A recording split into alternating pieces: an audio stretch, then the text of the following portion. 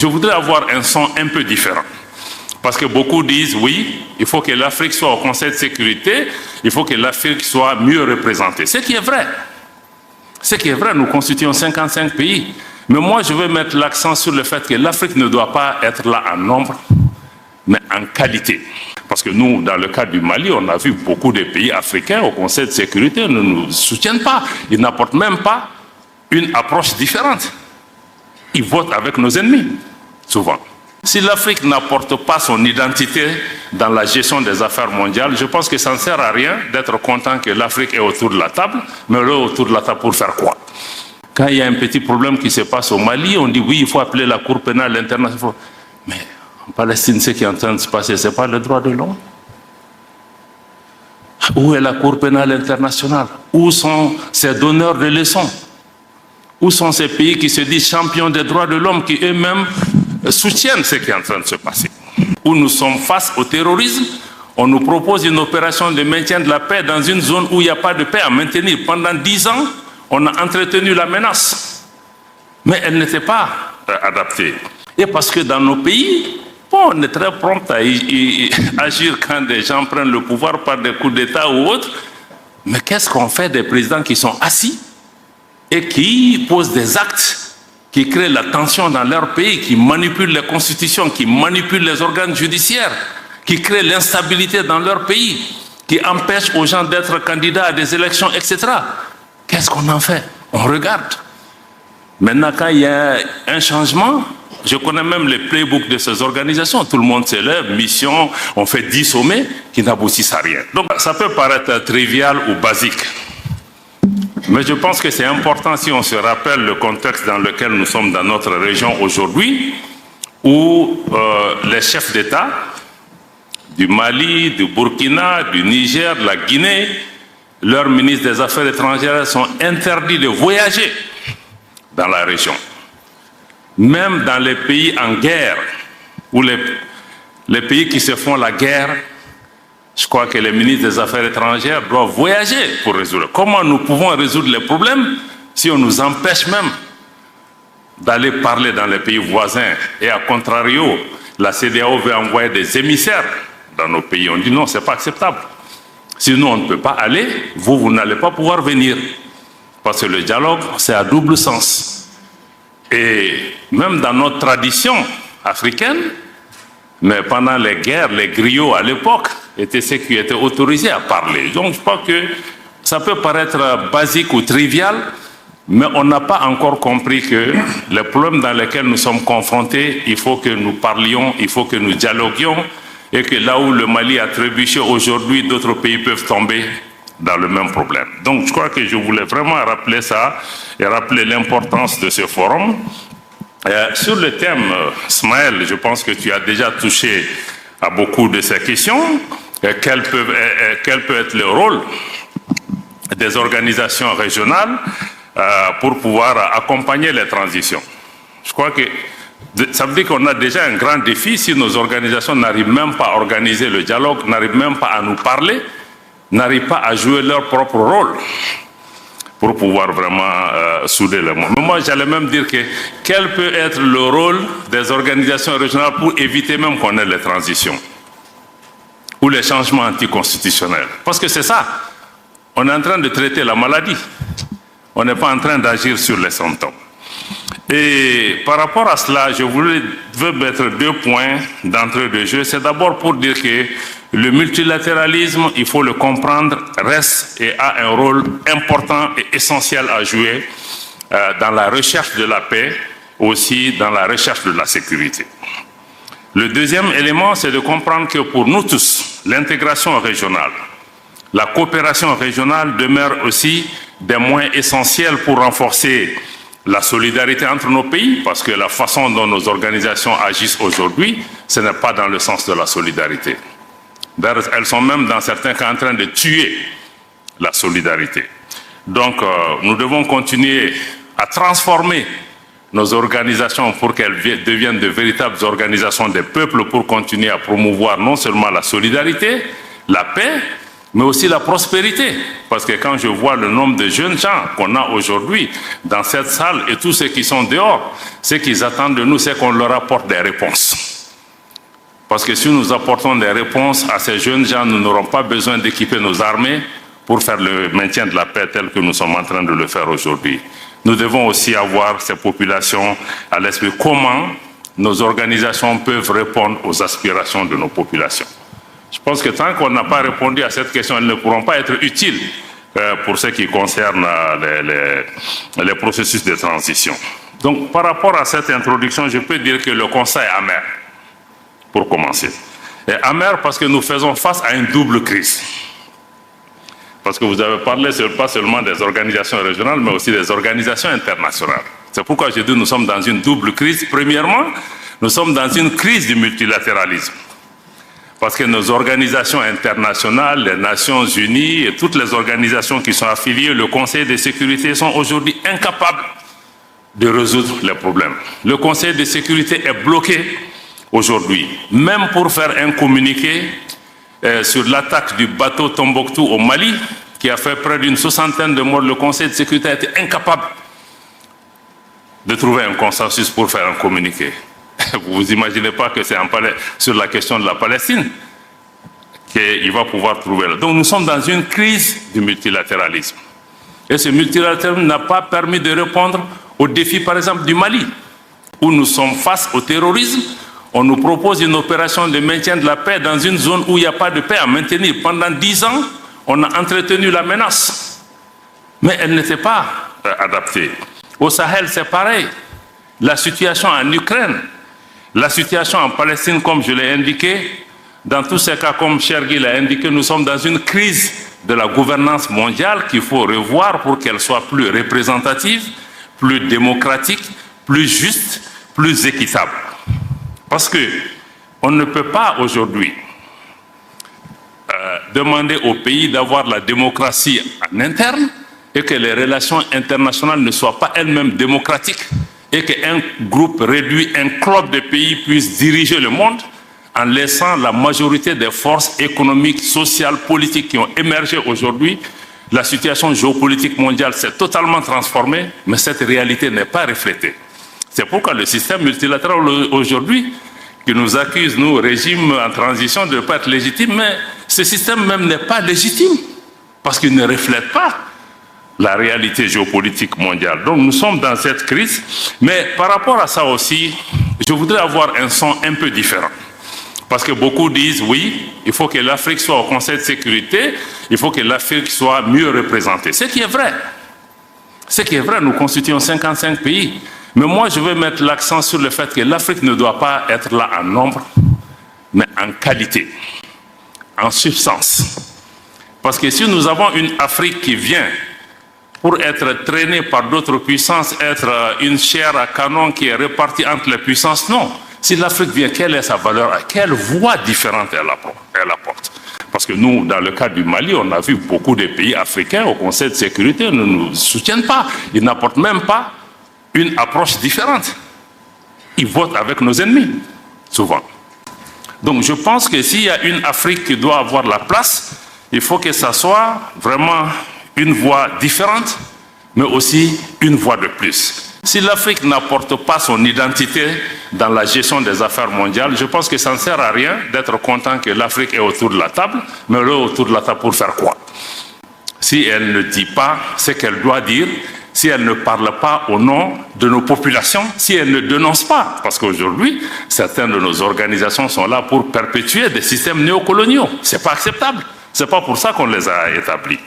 Donc je pense que donc ça c'est le premier point, la double crise multilatérale et aussi l'instrumentalisation de ces organisations internationales, y compris au niveau du Conseil de sécurité ou d'autres organisations. On a vu, la Libye a été attaquée avec une autorisation du Conseil de sécurité des Nations Unies.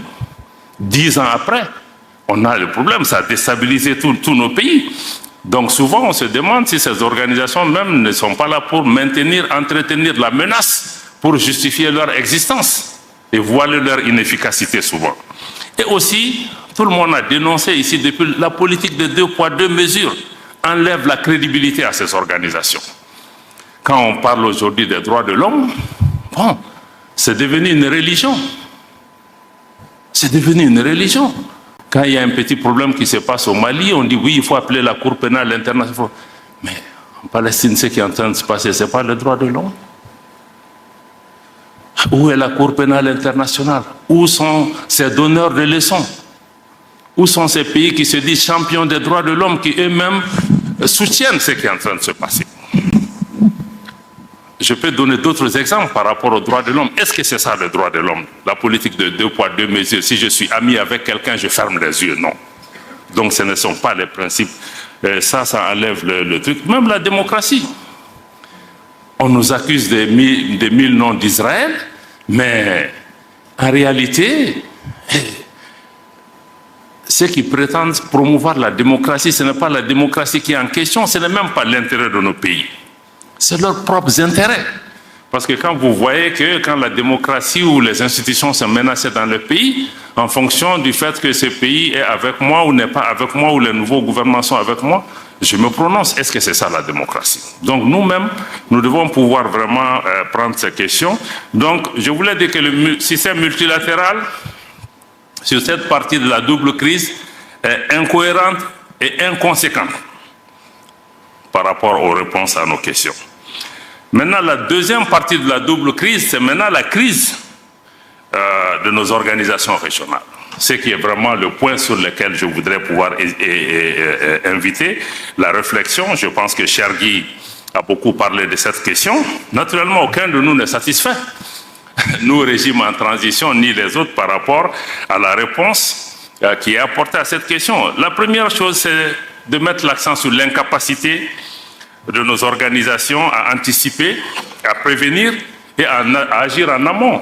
Ismaël a touché sur la question. On dit early warning, early warning. Non, ce n'est pas early warning. Tout ce qui s'est passé au Mali, au Niger, au Burkina, en Guinée, mais on a vu venir, on n'a pas besoin d'être savant.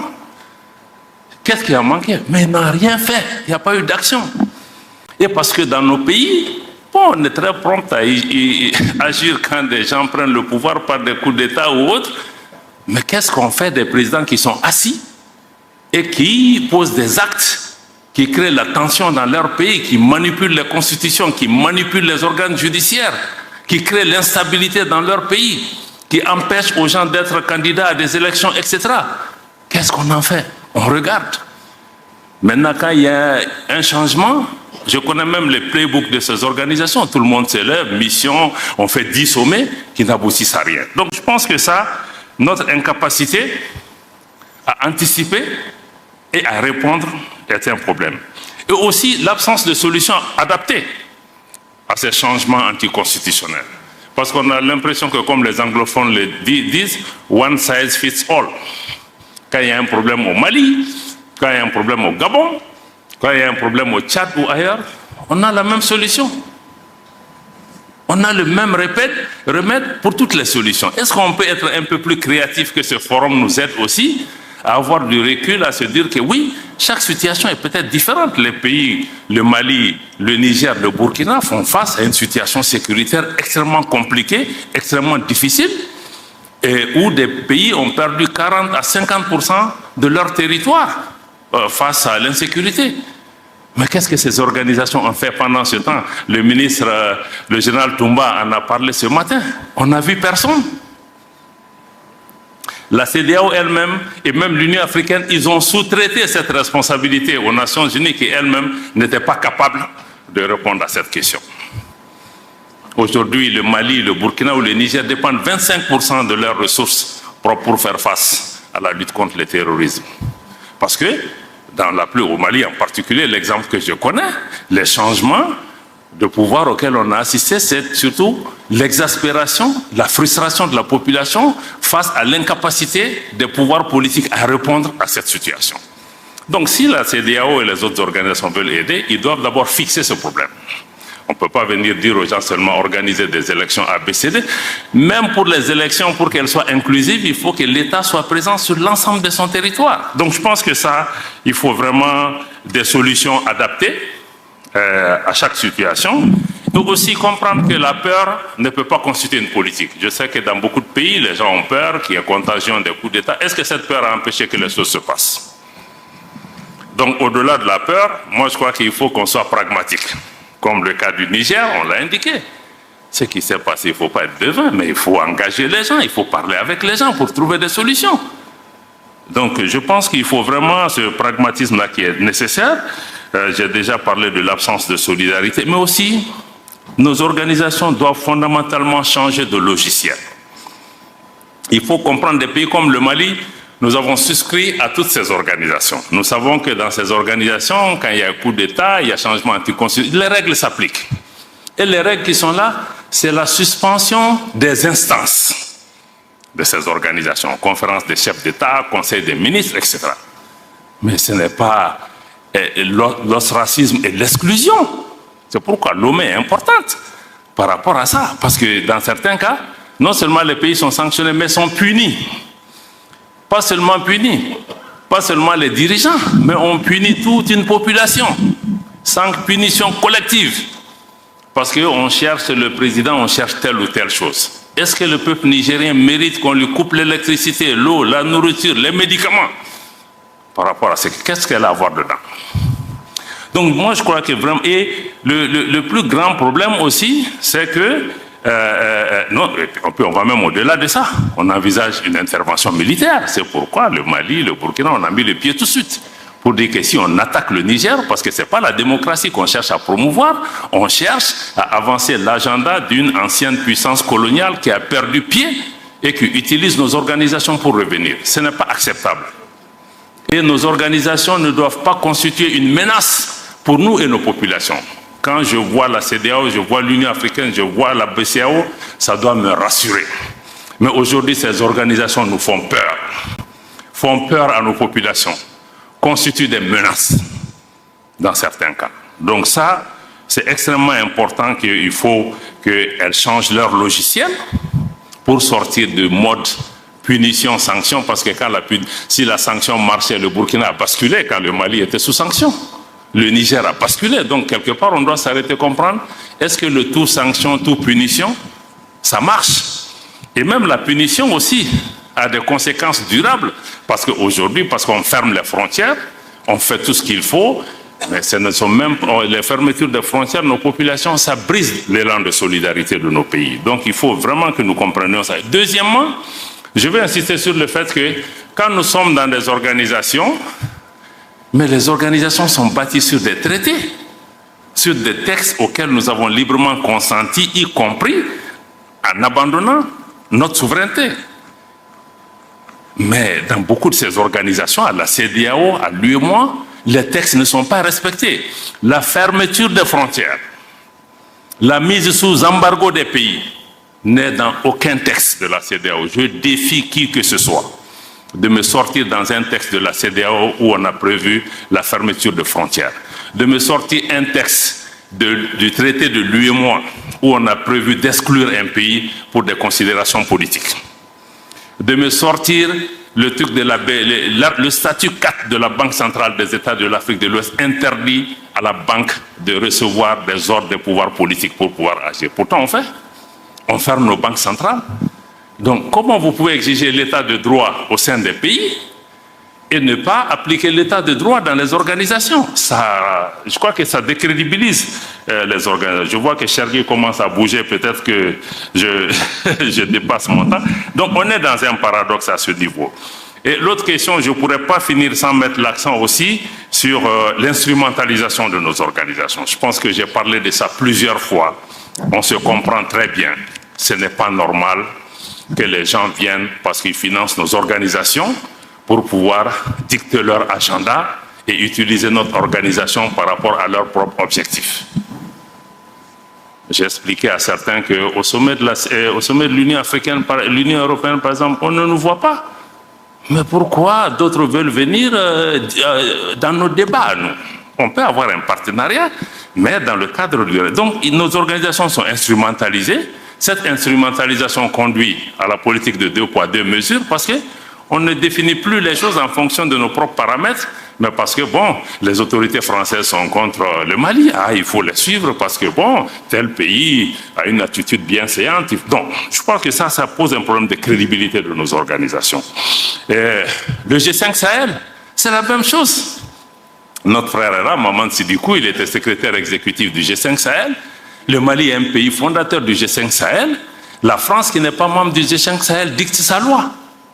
Moi, je paye ma contribution. Un autre pays vient dire que le Mali ne peut pas assumer la présidence du G5 Sahel. Comme le disent nos amis ivoiriens, on est où là? Donc ça, ce sont des problèmes. Ce n'est pas qu'on imagine, mais c'est réel. Donc ceci nous amène à nous interroger sur la crédibilité. Aujourd'hui, la jeunesse africaine, j'ai entendu beaucoup de gens, nos populations se posent comment ces organisations sont perçues. Moi, je suis certain que ces puissances qui jouent ce jeu, leur objectif même, c'est de décrédibiliser nos organisations.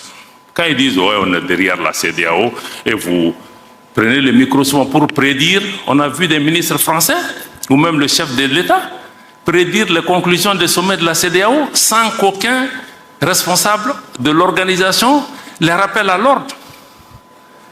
Donc, je pense que c'est ça. Bon, donc, je pense que par rapport à tout ça, qu'il y aura définitivement un impact sur l'intégration, la solidarité africaine si on ne prend pas des mesures. Pour des pays comme le Mali, on aurait pu continuer à protester, à agir, à faire des communiqués, mais nous avons dit aussi que quelque part, il faut que nous apportons une alternative, une réponse géostratégique. C'est pourquoi on a décidé de mettre en place l'Alliance des États du Sahel, pour plusieurs raisons, parce qu'on ne veut pas une organisation qui soit téléguidée de l'extérieur.